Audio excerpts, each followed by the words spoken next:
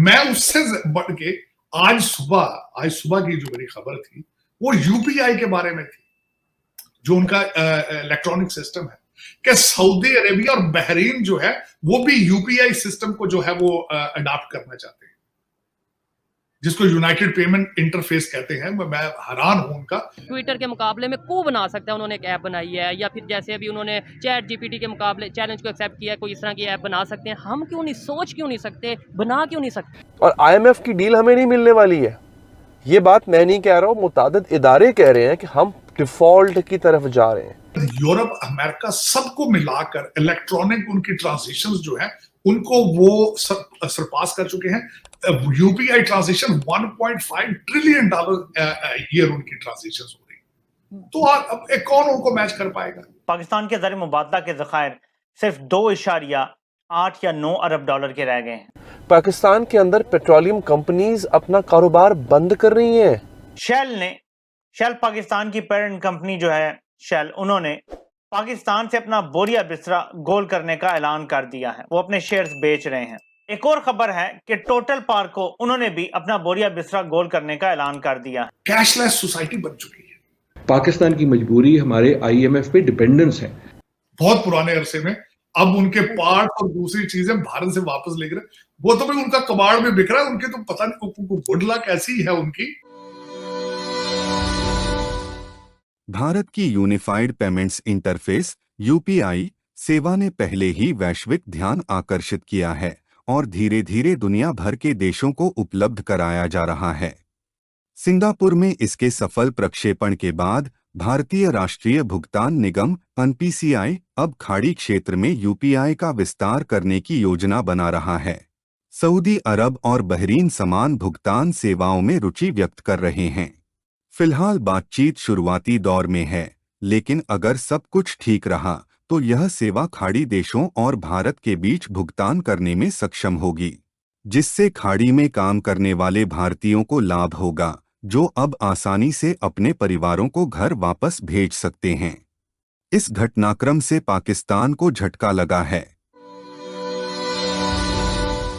लेकिन सर पड़ोस की अगर हम फिर बात करें सर, हमारा ये हाल है कि हमारे लीडर उठ के कह रहे हैं कि जी कोई बड़ी बात नहीं, करप्शन ही तो की है। और दूसरी तरफ सर उनकी जो 3.75 ट्रिलियन पे जो है इकोनॉमी पहुंच चुकी है भारत की। आरजू, उनकी इकोनॉमी अब नहीं रुक सकती। वो इकोनॉमी मैं कहता हूँ जिनका कबाड़ भी बिक रहा है अब उनका इंडिया का, वो इस तरह कि रशिया ने जो टैंक बेचे थे वापस खरीद रहा है उनसे, बर्मा से और इंडिया से। जो उन्होंने रशियन टैंक बेचे थे बहुत पुराने अरसे में, अब उनके पार्ट और दूसरी चीजें भारत से वापस ले रहे, वो तो भी उनका कबाड़ में बिक रहा है। उनके तो पता नहीं गुड लक ऐसी है उनकी, वो तो तरक्कियों में उनकी तरक्की तो रुके। मैं उससे बढ़ के आज सुबह की जो मेरी खबर थी वो यूपीआई के बारे में थी, जो उनका इलेक्ट्रॉनिक सिस्टम है कि सऊदी अरेबिया और बहरीन जो है वो भी यूपीआई सिस्टम को जो है वो अडॉप्ट करना चाहते हैं, जिसको यूनाइटेड पेमेंट इंटरफेस कहते हैं। मैं हैरान हूं उनका। और मेरा एक दोस्त है यहाँ पे अमेरिकन, रिसेंटली जर्नलिस्ट, वो आज से 1 महीना पहले भारत गया और भारत से वापस आके उसने अपना एक आर्टिकल लिखा। उसने, जर्नलिस्ट ने, आप सरप्राइज, उसने कहा जी कि वहां हर ठेले वाले के पास भी बार कोड है उसका अपना मौजूद है। कैशलेस सोसाइटी बन चुकी है और उसका गवर्नमेंट को फायदा ये है कि कोई ब्लैक मनी नहीं है। हर चीज जो है वो सामने होके आ रही है और टैक्स कलेक्शन उनकी बेहतर होगी और लोगों के लिए कन्वीनियंट है कि वो जहां जाते हैं वो बार कोड पे अपना एक दूसरे को पे कर रहे हैं। अब वो यूपीआई जो है वो एक तो उसमें ये मैं बताना चाहूंगा, इस वक्त यूरोप, अमेरिका सबको मिलाकर इलेक्ट्रॉनिक उनकी ट्रांजेक्शंस जो है उनको वो सरपास कर चुके हैं। UPI transaction 1.5 trillion dollar year उनकी ट्रांजेक्शंस हो रही, तो अब कौन उनको मैच कर पाएगा? एक ऐसा कंट्री जिनकी आप बात कर रहे हैं, जो दुख पे जिस पे बात पे होता है हमेशा, और मुझे कई लोग इस चीज को डिसएग्री करते हैं, लेकिन मैं इस चीज पे बिलीव करता हूं क्योंकि हम लोग एक ही, सोचें भी एक है, खाने भी एक है, कपड़े भी एक है, हर चीज है, डीएनए भी एक है। जो मर्जी आप कर लें, जो मर्जी आप। मैं कल परसों एक आर्टिकल पढ़ रहा था गांधी जी के बारे में, तो गांधी जी ने एक दफा मैं देखें, कई लोगों को भारत में ये नहीं आजकल, लेकिन मैं I am very inspired by the Gandhi, very much inspired. मैं उनके हमेशा मुझसे कई दफा पूछा गया कि who is your favourite leader in सब कॉन्टिनेंट, तो मैं हमेशा गांधी जी का नाम लेता था, इलामा इकबाल का नाम लेता था। और उसमें उसकी कई वजूहात हैं। एक बहुत बड़ी डिबेट है गांधी जी के बारे में, क्योंकि मैंने पढ़ा उनके बारे में बहुत है। तो वो कहते थे हम सदियों से इकट्ठे रह रहे हैं, सदियों से इकट्ठे रह रहे हैं, हम मेरा मतलब मजीद आगे रह सकते हैं, इसमें कोई शक नहीं। बल्कि उसमें इसमें कोई शक नहीं है, इस प्रूवन क्या हमारा डीएनए एक है, इसमें कोई शक नहीं। तो लेकिन देखें कि उनकी तरक्कियां, उनकी चीजें जो है वो रिमार्केबल, इसमें कोई शक नहीं है। यहाँ पे अमेरिका में उन्होंने जो नेटो प्लस को डिनाई कर दिया कि हम नहीं जाएंगे।